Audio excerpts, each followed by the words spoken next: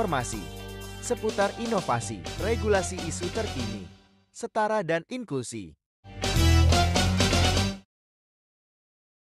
Assalamualaikum warahmatullahi wabarakatuh. Salam sejahtera untuk kita semua. Kembali lagi bersama saya Dendi Pramana Putra yang akan menemani sahabat inspirasi selama beberapa menit ke depan. Telah kita hadirkan sosok inspiratif kita. Beliau adalah budayawan, beliau adalah seorang dalang dan juga seorang aparatur sipil negara di Kantor Kementerian Agama Kabupaten Bantul. Beliau adalah Bapak Toto Yunianta. Apa kabar Pak Toto? Alhamdulillah. Apa kabar Hadi? Sehat ya Pak ya? Sehat-sehat selalu. Mas Dendi juga sehat? Alhamdulillah sehat Pak. Iya. Oke Pak Toto, ini jadi saya ingin menggali informasi dari Bapak nih Pak terkait Bapak kan seorang dalang ya Pak, seorang budayawan di Bantul ini ya Pak yang cukup terkenal. Saya mau tanya ini Pak, terkait apa itu namanya nilai spiritual yang tergandung dalam seni tradisional pewayangan itu Pak.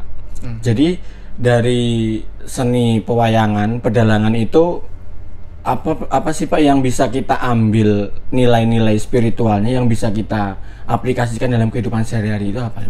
Ya.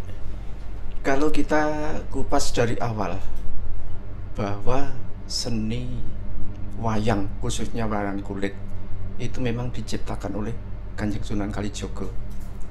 Bahwa Kanjeng Sunan Kalijogo adalah merupakan salah satu dari 9 wali yang terkenal, ini khususnya di Pulau Jawa ini, untuk menyebarkan agama Islam yang pada waktu itu memang membutuhkan suatu kebijakan dan kebijaksanaan. Karena sebelum Islam masuk, sudah terlebih dahulu ada agama Hindu juga ada, agama Buddha juga ada.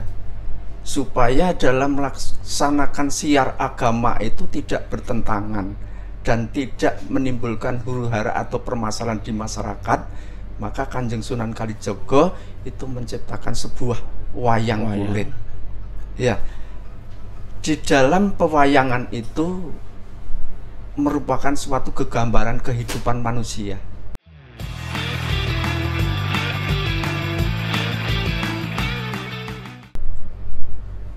Berbagai macam karakter, berbagai macam tokoh itu ada dalam cerita suatu pewayangan itu.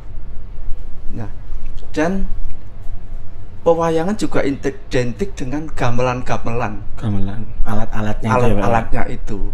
Yaitu kalau wayang itu mesti digameli atau identik dengan gamelan-gamelan Jawa itu, kalau gending-gending itu. Gending-gending Jawa itu ya. Pertama kalau kita kupas masalah nilai spiritualnya, dari mungkin tidak hanya setahun 2 tahun, puluhan tahun, bahkan ratusan tahun, gamelan atau gending-gending itu orang yang mendengarkan itu tidak merasa jemu.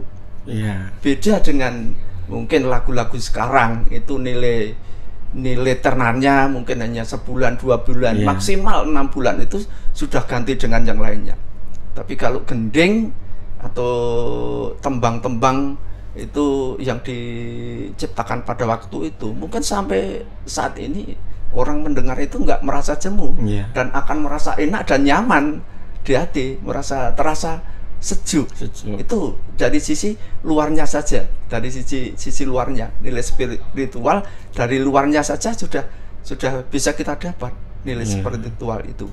Juga kalau masalah dalang itu memang dibagi menjadi 3. Apa aja itu Pak? Yaitu pertama Ki Dalang, Pak Dalang, juga dalang.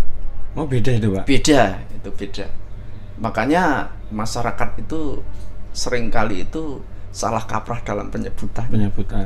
Kalau orang yang sudah dalang itu disebut Ki Dalang semuanya. Padahal itu ada terap-terapannya. Ada kelas-kelasnya. Ada kelas-kelasnya. Kita kupas dari dalang dulu. Dalang adalah seseorang yang hanya bisa memainkan wayang. Bisa memainkan wayang saja, tapi itu tidak mengerti apa itu wayang, apa itu maksud kita mementaskan wayang itu. Nah itu. Terus kita lanjut ke masalah Pak Dalang. Pak Dalang orang yang bisa memainkan wayang, juga mengerti tentang wayang, juga ngerti maksud dan tujuan kita mementaskan wayang itu. Kalau Pak Dalang seperti itu. Dan beda lagi dengan Ki Dalang. Ki Dalang memang orang yang ngerti tentang wayang, orang bisa memainkan wayang, orang bisa mendalang, dan juga punya kekuatan batin yang lebih. Nah, kekuatan batin yang lebih, sehingga kalau orang sudah bisa mendalang, sudah bisa mengerti tentang wayang, tujuan diajarkan pentas wayang, juga punya kekuatan batin yang lebih, itu baru bisa disebut Ki Dalang. Makanya seseorang itu kadangkala sering salah kaprah karena belum tahu saja tentang pewayangan itu, tentang penyebutan tentang penyebutan saja. Itu baru dari situ saja. Sedangkan dalam pewayangan itu banyak nilai-nilai yang terkandung tentang ajaran-ajaran, tentang etika, tentang adat istiadat, tentang tradisi, juga tentang tata krama, unggah-ungguh, sopan santun. Sedangkan mungkin akhir-akhir ini tentang tata krama, etika, sopan santun ini sudah mulai luntur. Maka kita sebagai budayawan itu menghimbau kepada semuanya, semua elemen, tidak hanya dalang saja. Mari kita gugah kembali, kita bangkitkan lagi etika, tata krama, sopan santun yang ada di masyarakat. Kalau waktu zaman saya kecil dulu, Mas Dendi, kalau kita mau lewat, kebetulan di pinggir jalan itu ada seseorang yang lebih tua dari kita.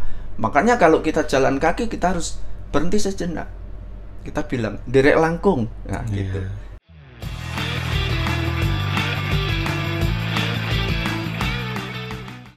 Dalam artian derek langkung itu kita numpang lewat kalau gitu. Kalau sekarang udah klakson klik aja, itu pun sudah mending klik. Nah, apalagi kalau yang pakai motor digemburkan, lah itu kan sudah mulai luntur. Maka kita mengajak ke semua elemen, monggo untuk kita giatkan lagi tentang masalah itu etika, tata krama, sopan santun yang ada di masyarakat. Dimulai dari diri kita sendiri, dari keluarga kita sendiri, juga dari lingkungan kita, baik lingkungan kita kerja, baik lingkungan di masyarakat sekitar, itu harus kita bangkitkan lagi. Nah, gitu Mas Dendi. Nah, selain itu, dalam seni pentas wayang, itu khususnya wayang kulit, itu dulu tujuannya kan itu sebagai tuntunan, juga sebagai tontonan. Tuntunan dan tontonan. Tapi sekarang orang itu mengejar target biar kita laris, biar kita payu, biar kita tenang, kita kedepankan tontonan saja. Maka marilah kita buka kembali dari nilai-nilai dasar, apa makna tujuan kita dari melaksanakan tuntunannya, berarti dari segi tuntunannya kita kedepankan tuntunannya, bahwa di situ dari mungkin pertama itu wayangan kan ada yang namanya janturan, iya. Masalah janturan itu kan menggambarkan suatu keadaan yang ada dalam satu negara, dalam suatu wilayah, itu digambarkan, diceritakan dengan narasi-narasi yang sangat indah, dengan bahasa-bahasa kombinasi campuran. Itu mungkin ada yang pertama pembukaan dalam janturan itu kan ada yang namanya itu Hong Ilahing, awik nomastu purnama sidam, nah dan seterusnya. Kalau kita terjemahkan dalam bahasa Jawa, Hong Ilahing itu kan doa Allah. Nah, bahwa di situ kan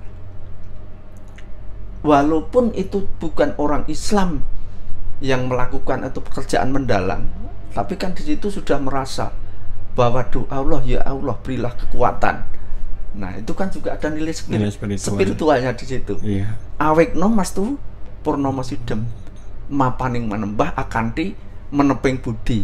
Bahwa kalau kita mau beribadah menyembah Allah Tuhan yang Maha Esa, harus dengan perasaan yang menep. Dalam arti kita harus bisa kusuk, walaupun hanya sakedeping netra, sekejap mata. Itu kekusukan itu diambil dari situ. Dan kita memang harus suci. Nah, maka ada istilah kudu iso mati sakjroning urip.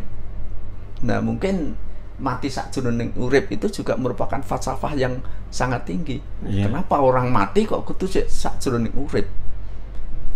Ini yang berarti mati sakjroning urip adalah yang mati adalah pikiran dan angan-angan kita tentang keduniawian. Apa yang ada di sekitar kita. Kalau kita mau menembah atau kita mau beribadah dalam artian khusyuk tadi, kita tidak boleh memikirkan sesuatu yang ada di kanan kiri kita, tentang pekerjaan kita, tentang anak-anak kita, tentang istri kita, tentang teman kita yang sifatnya duniawi. Yang sifatnya duniawi memang harus disingkirkan lebih dahulu. Maka bisa dikatakan itu kudu dipateni. Itu ditenangkan dulu sakjroning urip, karena pikiran kita akan hidup tertuju pada Allah Tuhan yang Maha Kuasa, supaya hubungan vertikal kita dengan Allah itu bisa lebih cepat sampai.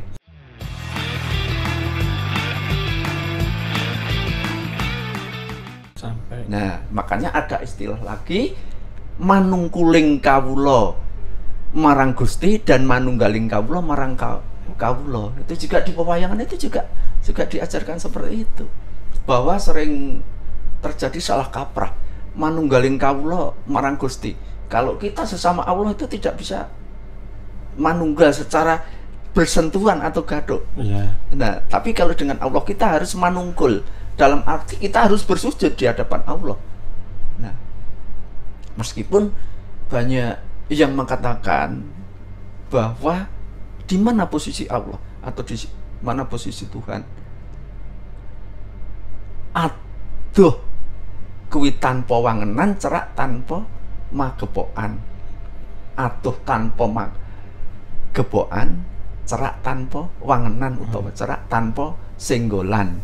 Dalam artian meskipun jauh tanpa wangenan, tanpa led, jauh kok tidak ada jaraknya. Kalau dibilang dekat, kenapa tidak bisa senggolan? Gitu. Nah, itu kedudukan kita pada Tuhan, pada Allah itu seperti itu. Maka kalau di hadapan Allah kita penyebutannya manungkul. Bukan manunggal. Manungkul dalam artian kita harus bersujud pada Allah. Nah, itu kalau dengan kawula sama kawula kita harus bisa manunggal. Kalau kita sebagai orang tua, kita harus bisa ngomong. Kalau kita sesama yang sebaya sepantaran, kita harus bisa berkolaborasi, bekerja sama. Kalau dengan yang lebih kecil, kita harus bisa memberi teladan, memberi contoh. Kan seperti itu. Nah, itu baru dari janturan atau nilai spiritual sedikit itu. Nah, gitu Mas Dendi. Oh iya.